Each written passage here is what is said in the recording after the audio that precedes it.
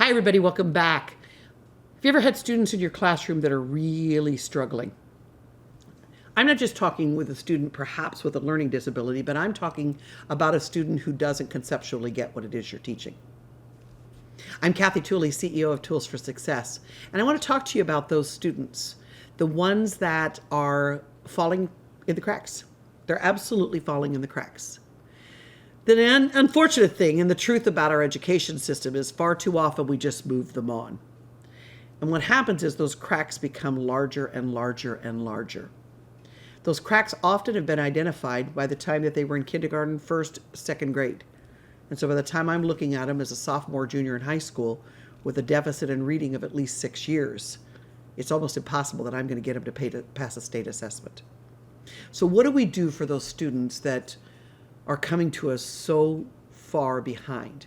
Again, I'm not just talking about learning disabilities, and I'm talking about learning disabilities. I'm talking about students who just simply haven't got what they need for that. My first invitation to you is this. You have to come together as a school. You have to know what is the expectation of each grade level. We do a really cool activity, which is we do the 5 musts and the 5 have to haves. Okay, so if I am a second grade teacher, the first grade teacher would give me 5 musts. They cannot leave my classroom until they know this. So they should come to you already prepared. And I'm going to give her my 5 must-haves. Please don't send them to me without the ability to do this. Not cross-curricular, but vertical alignment is critical, especially with students that struggle. Far too often what we do is just pass a student on and say, oh, let me tell you about Susie.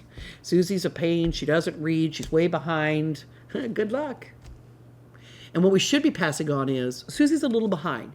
I've moved her about 6 months in her reading level, so we've made some gains. These are the 3 things that I did that I really found worked with her.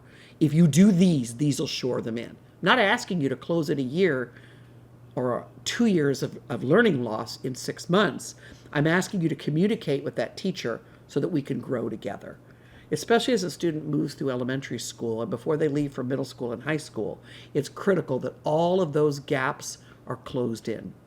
Statistics show that by 4th grade, a student's graduation is determined. When their deficits are so large by 4th grade, the likelihood that they will ever walk across the stage and put that ugly cap and gown on is not likely.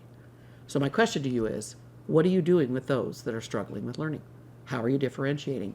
And how are you communicating that vertically so that by the time they leave your building, they're on the same page?